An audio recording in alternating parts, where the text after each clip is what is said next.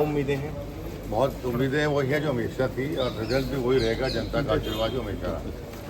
और आदमपुर हल्के की जो हमारे परिवार की जनता है, इन्होंने हमेशा अपने पराये की पहचान की है, समझदारी का हमेशा सबूत दिया है और अपने आप पर परिवार पर मजबूती दी है। सर, अब आदमपुर की बात करें, हरियाणा का क्या रहेगा रिजल्ट, जो पहले था या बदलेगा? नहीं, हरियाणा के अंदर पूर्ण बहुमत से भारतीय जनता पार्टी की सरकार बनेगी, क्योंकि मैं लगभग 16 कॉन्स्टिट्यूंसी में जाके आया हूँ प्रदेश का अलग अलग कोनों में, और सभी तरफ बहुत बढ़िया माहौल भारतीय जनता पार्टी का है और मेरा दावा है, चैलेंज है कि पूर्ण बहुमत से तीसरी बार सरकार बनेगी। सर, क्या रह गया है आदमपुर की? लगातार आपकी एक तरीके की पारंपरिक सीट रही है, फिर जो है भव्य यहाँ पे आए, अब अभी क्या रह गया है? क्या क्या आदमपुर की क्या सपना है? देखिए, परंपरागत सीट यहाँ के आदमपुर हल्के की जनता की है। यहाँ चौधरी भजनलाल परिवार लड़ता जरूर है, लेकिन यहाँ की जनता अपना चुनाव समझती है। भाई चौधरी भजनलाल परिवार हम हैं, क्योंकि चौधरी भजनलाल परिवार आदमपुर की एक दूसरे के पूरक हैं और हर बार यहाँ भारी कैंडिडेट उतार दिया जाता है। अभी जो कैंडिडेट यहाँ पर आया है, लोगों से हम पूछते हैं कि आप पहले आपने कभी इसको देखा, कहते नहीं। क्या आप इसको जानते हो, कहते नहीं।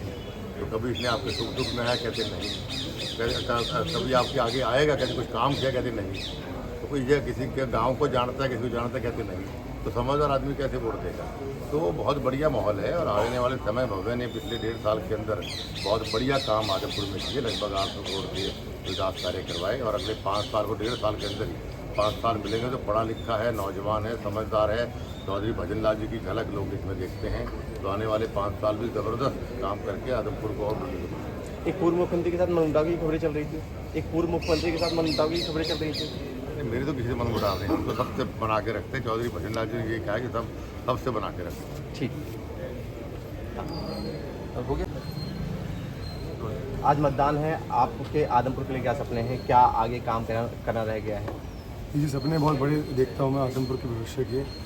सबसे पहले तो मैं आपके माध्यम से आदमपुर की जनता का आभार व्यक्त करना चाहता हूँ कि मुझे आशीर्वाद देकर 1.5 साल पहले अपने जीवन का सबसे बड़ा सौभाग्य दिया था और इन 1.5 सालों के अंदर मैंने पूरी लगन के साथ इस इलाके की सेवा करने का प्रयास किया है। 800 करोड़ के विकास कार्य चल रहे हैं। तो सबसे पहले तो जो अधूरे काम रह गए थे, खाड़ों से संबंधित, खेतों के मार्गों से संबंधित, रोजगार से संबंधित, ढाणी बिजली संबंधित, इनको तुरंत प्रभाव से पूरा करना चाहूँगा।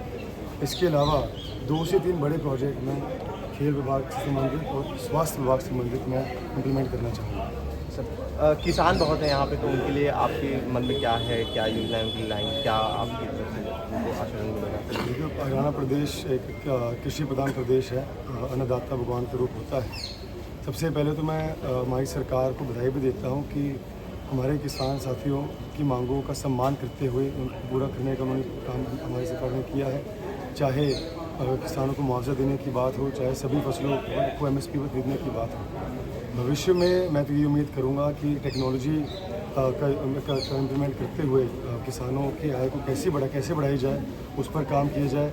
नेचुरल फार्मिंग है, चाहे ज़ीरो फार्मिंग है, चाहे मल्टी क्रॉपिंग है, एग्रो फॉरेस्ट्री है, इन तमाम मॉडर्न टेक्निक्स को इम्प्लीमेंट करते हुए किस प्रकार से किसानों की आय भी बढ़ाई जाए और साथ ही पर्यावरण को भी सुरक्षित किया जाए, इस पर हम काम करने का काम करेंगे। कितने आश्वस्त हैं अपनी जीत को लेकर? देखिए, आदमपुर की जनता की जीत होगी और एक ऐतिहासिक जीत होगी। जैसे पिताजी ने भी कहा और हमेशा कहते भी हैं कि हम तो सिर्फ चेहरा प्रस्तुत करते हैं, चुनाव आदमपुर की जनता बनाम भारी ताकतों का होता है। हमेशा आदमपुर की जनता ही इस चुनाव को जीतती है और इस बार भी यही होगा। आखिरी सवाल, किससे मुकाबला देखते हैं? कांग्रेस है, आम आदमी पार्टी है?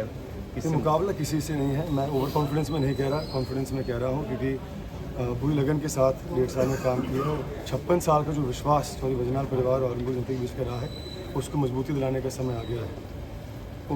सारे उम्मीदवार सामने वाले बाहर के हैं, तो बहुत ही प्रचंड बहुमत के साथ हम लोग इस चुनाव को जीतेंगे। ठीक है।